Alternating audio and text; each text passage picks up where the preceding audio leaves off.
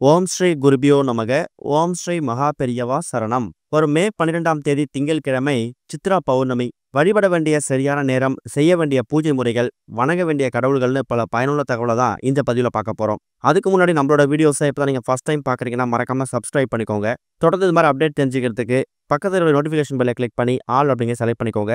இப்போ சித்ரா பௌர்ணமி அன்னைக்கு எந்த நேரத்தில் எந்த மாதிரி வழிபாடு செய்யணும் அப்படிங்கிற பற்றி தெளிவாக தெரிஞ்சுக்கலாம். ஒரு மாசத்துலையும் பௌர்ணமி திதி ஒரு குறிப்பிட்ட நட்சத்திரத்தில் வரும். அதே மாதிரி சித்திரை மாதத்தில் வரக்கூடிய பௌர்ணமி சித்திரை நட்சத்திரம் அன்னைக்கு தோன்றுகிறது.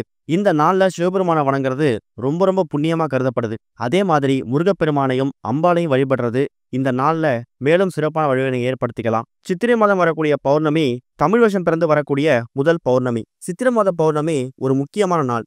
ஏன்னா இந்த நாளில் ஏராளமான ஆன்மீக ரீதியான ஜோதிட ரீதியான முக்கியத்துவத்தை இந்த நாள் பெற்றிருக்கு. பங்குனி மாத பௌர்ணமியில தெய்வங்களோட திருமணம் நடக்கும். மகாலட்சுமி, வள்ளி இது மாதிரி தெய்வங்கள் அவதரிச்சிருக்காங்க. அதே மாதிரி சித்திரை பௌர்ணமி அன்னைக்கு சித்திரகுப்தரோட அவதாரம் நிகழ்ந்ததா புராணங்கள்ல சொல்லப்பட்டிருக்குது. ஓவியத்திலிருந்து உயிர் பெற்றவர் தான் சித்திரகுப்தன் அப்படிங்கிற மாதிரியும், சித்ரா பௌர்ணமி அன்னைக்கு தான் சித்திரகுப்தன் பிறந்தார் அப்படிங்கிற மாதிரியும் கைலை புராணத்தில் சொல்லப்பட்டிருக்குது. ஆனா சித்திரகுப்தன் அவதரிப்பை பத்தி வேற சில கதைகளும் இருக்கு. சித்ரா பௌர்ணமி அன்னைக்கு கோவில்கள்ல வசந்த உற்சவம் நடக்கும். அதனால கோவில் திருவிழாக்களை கலந்துக்கிறது, குலதெய்வ வழிபாடு செய்யறது இது எல்லாமே ரொம்ப விசேஷம். முதல்ல சித்ரா பௌர்ணமி எத்தனை மணிக்கு ஆரம்பிக்குது, எத்தனை மணிக்கு முடியுது, எந்த மாதிரி நேரத்தில் வழிபாடு செய்யணும் அப்படிங்கிற பற்றி தெரிஞ்சுக்கலாம். மே 12ஆம் தேதி திங்கட்கிழமை சித்ரா பௌர்ணமியாக இருந்தாலும் மே 11ஆம் தேதி இரவு 8:45 ஆரம்பிக்கக்கூடிய இந்த பௌர்ணமி திதி மே 12 திங்கட்கிழமை இரவு 10:14 வரைக்கும் இருக்கு. அதனால நீங்க திங்கட்கிழமை காலைல தூங்கியதுக்கு அப்புறமா கண் விழிக்கிறதே பௌர்ணமியில் கண் விழிப்பீங்க. அன்றைக்கு காலையில 7:30-9 ராகு காலம், காலையில 10:12 யமகண்டம். இந்த 2 நேரத்தை தவிர மற்ற நேரங்கள்ல தாராளமா நீங்க இறை வழிபாட்டுக்கான நேரத்தை ஒதுக்கிக்கலாம். சரி, முதல்ல சித்ரா பௌர்ணமி அன்னைக்கு என்ன தெய்வத்தை வழிபாடு செய்யணும் அப்படின்னு தெரிஞ்சுக்கலாம். சித்ரா பௌர்ணமி அப்படிங்கிறதே சித்திரகுப்தருக்கு உகந்த நாள் அப்படிங்கிறதால நிறைய பேர் வீடுகளில் இந்த சித்திரகுப்தருக்கு வழிபாடு நடத்துவாங்க. இந்த சித்திரகுப்தர் தான் நாம செய்யக்கூடிய பாவ புண்ணிய கணக்குகளை எழுதுவார் அப்படிங்கிற மாதிரி புராணங்கள் சொல்லப்பட்டிருக்குது. அப்ப ஏற்கனவே நாம செஞ்ச பாவங்களை தீர்க்கிறதுக்காகவும் அதை திருத்தி எழுதுறதுக்கான நாளாக அதை பயன்படுத்திக்கலாமா அப்படின்னு கேட்டிங்கன்னா, இது வரைக்கும் நாம தெரிந்தோ தெரியாமலோ எவ்வளோ பாவங்கள் செய்திருப்போம். அது எல்லாத்தையும் சித்திரகுப்தன் மறுபடியும் திருத்தி எழுத மாட்டாரு. ஆனா சித்ரா பௌர்ணமி அன்னைக்கு நீங்க சித்திரகுப்தரை வழிபாடு செய்யறதால இன்னும் வரக்கூடிய நாட்கள்ல நீங்க பாவம் செய்யாமலோ அந்த மனநிலைக்கு போகாத அளவுக்கான வழிவகையவோ அவர் ஏற்படுத்துவாரு.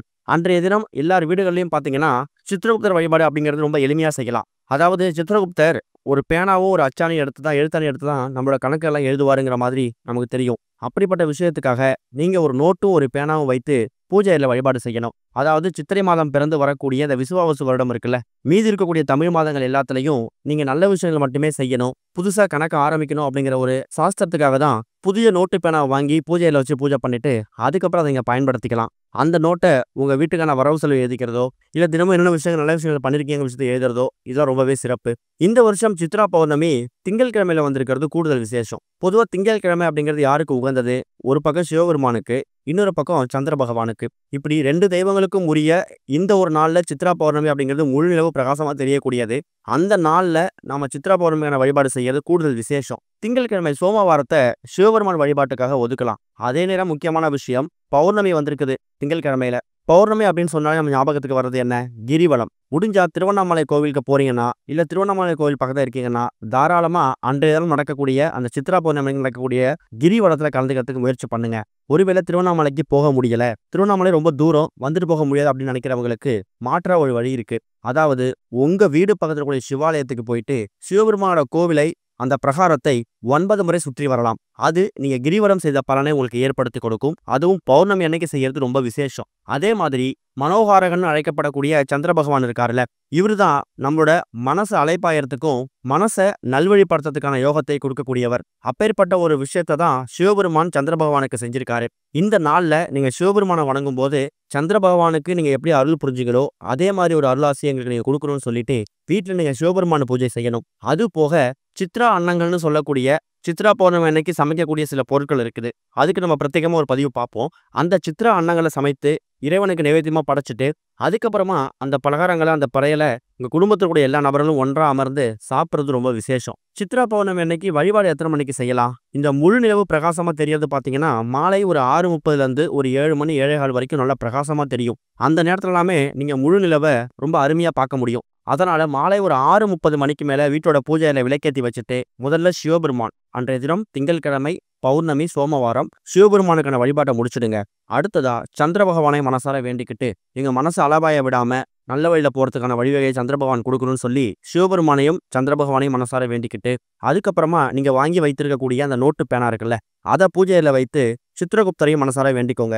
இதுவரைக்கும் நாங்க தெரிந்தோ தெரியாமலோ எவ்வளோ பாவங்கள் செய்திருக்கலாம். இதுக்கப்புறம் வரக்கூடிய நாட்கள்ல எந்த விதமான பாவங்களும் எங்களை சேராம இருக்கணும், நாங்க செய்யாம இருக்கணும்னு சொல்லிட்டு நீங்க சித்ரகுப்தரை வணங்குனீங்கன்னா கட்டாயம் நல்ல வழி பிறக்கும். நீங்கள் இதுவரைக்கும் செய்திருக்கக்கூடிய பாவங்கள் எல்லாத்துக்கும் இனி வரக்கூடிய நாட்கள்ல ஏதாவது நல்ல விஷயம் செஞ்சீங்கன்னா அது ஈடாயிடும். அதே மாதிரி இந்த ஒரு சித்ரா பௌர்ணமி அன்னைக்கு மகாவிஷ்ணு வழிபாடு செய்யலாம். அதாவது சத்யநாராயண பூஜைன்னு சொல்லுவாங்க.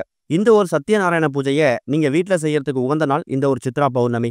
இந்த ஒரே நாள்ல பலவிதமான கடவுள்களை வணங்குறதுக்காகவும் நம்ம வாழ்க்கையை நல்வழிப்படுத்துறதுக்காகவும் அற்புதமான ஒரு நாள் தான் இந்த ஒரு சித்ரா பௌர்ணமி. முடிஞ்சா மாலை 6:30 மணிக்கு மேல வீட்டோட பூஜை அறையில எல்லா தெய்வங்களுக்கான வழிபாட்டை முடிச்சுட்டு குடும்பத்தோட உங்க வீட்டு மொட்டை மாடிக்கோ இல்ல உங்க வீட்டுல இருந்து எங்க முழு நிலவு பிரகாசமா தெரியுதோ அங்க போயிட்டு சந்திர பகவான், அதாவது முழு நிலவு பிரகாசமா தெரியுதுல்ல, அப்ப அந்த முழு நிலவை பார்த்து கையெடுத்து கும்பிட்டுட்டு ஓம் சந்திரமௌலீஸ்வராய நமகன்னு இந்த ஒரு மந்திரத்தை, இந்த ஒரு வரி மந்திரத்தை ஒரு 3 முறை உங்க குடும்ப சேர்ந்தவங்க எல்லாரும் வாய் விட்டு உச்சரிக்கிறது மூலயமாவும் இந்த முழு நிலவு எப்படி பிரகாசமா தெரியுதோ அதே மாதிரி உங்க வாழ்க்கையை பிரகாசமா இருக்கணும், இருள்ல மூழ்கி இருக்கக்கூடிய உங்க குடும்பம் வெளிச்சத்துக்கு வரணும்னு சொல்லி எல்லா விதமான கடவுள்களையும் மனசார வேண்டிக்கிட்டு சந்திர பகவானையும் மனசார வேண்டிக்கோங்க.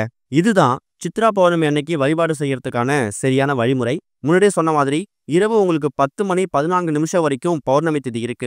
மாலை 6 மணிக்கு நீங்க பூஜை செய்ய ஆரம்பிச்சா கூட தாராளமா 7-8 மணிக்கெல்லாம் கூட உங்க பூஜையை முடிச்சுக்கலாம். ஆஃபீஸ்க்கு போறீங்க, வேலைக்கு போறீங்க, பகல் நேரத்தை பூஜை செய்ய முடியாது அப்படிங்கிறவங்களுக்கு எல்லாமே இந்த ஒரு சித்ரா பௌர்ணமி ஒரு வரப்பிரசாதம். பகல் நேரத்தில் உங்க வேலையெல்லாம் முடிச்சுட்டு மாலை 6 மணி 7 மணிக்கெல்லாமே முழு நிலவு பிரகாசமா தெரியக்கூடிய அந்த நேரத்துல உங்க வீட்டோட பூஜை அறையில சிவபெருமானுக்கும் சந்திர பகவானுக்கும் அதே மாதிரி சித்ரகுப்தருக்கும் நீங்க வழிபாடு நடத்தலாம். நிறைய பேர் வீடுகளில் இந்த நோட்டு பேனா வைத்து வழிபடக்கூடிய வழக்கம் இருக்கும். சில பேர் வீட்டில் அந்த வழக்கம் இருக்காது.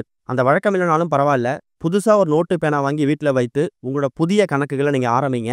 இதுவரைக்கும் சரிவை மட்டுமே சந்தித்து வந்துருக்கக்கூடிய நீங்க இனிமே உங்க வாழ்க்கையில ஒரு ஒளிமயமான அந்த முழு நிலவு எப்படி பிரகாசமா தெரியுதோ அப்படிப்பட்ட ஒரு ஒளிமயமான வாழ்க்கையை நீங்க காண முடியும். கிரிவலம் போக முடியல அப்படிங்கிறவங்க மாற்று வழியா கோவிலோட பிரகாரத்தை 9 முறை வலம் வாங்க. அதுவும் முடியல அப்படிங்கிறவங்க குடும்பத்தோட சிவாலயத்துக்கு போயிட்டு சிவபெருமானை மனசார வேண்டிட்டு வாங்க. முடிஞ்சா அன்றைய தினம் பச்சரிசியை கஷ்டப்படக்கூடிய ஏழை எளிய மக்களுக்கு நீங்க தானமா கொடுக்கலாம். ஏன்னா சந்திர பகவானுக்கு உரிய தானியம் வந்து நெல். அதுல இருந்து கிடைக்கக்கூடிய அரிசி பச்சரிசி, அதை கோவில்களுக்கு பிரசாதம் செய்யறதுக்காக தானமா கொடுக்கலாம். இல்ல கஷ்டப்படக்கூடிய ஏழை எளிய மக்களுக்கு தானமா கொடுக்கலாம். யாராவது பசுமாடை வைத்திருந்தாங்கன்னா அந்த பசுமாட்டுக்கு பச்சரிசியை தானமா கொடுக்கலாம். திங்கட்கிழமை சிவபெருமானுக்கும் சந்திர பகவானுக்கும் உரிய இந்த ஒரு நாள்ல வந்திருக்கக்கூடிய இந்த ஒரு சித்ரா பௌர்ணமி உங்க வாழ்க்கைய, இருள்ல இருக்கக்கூடிய உங்க வாழ்க்கையை பிரகாசமா மாற்றக்கூடிய அற்புதமான ஒரு நாள். இந்த வருஷத்தை பயன்படுத்திக்கோங்க. இதுக்கப்புறம் இந்த விசுவாவசு வருடத்தில் இருக்கக்கூடிய மீதி 11 மாதங்களும் உங்களுக்கு பிரகாசமான ஒளிமயமான வாழ்க்கையா மாறும் அப்படிங்கிறதுல எந்த விதமான சந்தேகமும் கிடையாது. இதே மாதிரி நம்ம சேனல்ல எக்கச்சக்கமான சித்ரா பௌர்ணமி சம்பந்தமான வீடியோஸ் வரதான் போது. மறக்காம நம்ம சேனலை சப்ஸ்கிரைப் பண்ணிக்கோங்க. ஓம் ஸ்ரீ குருபியோ நமக. ஓம் ஸ்ரீ மகா பெரியவா சரணம்.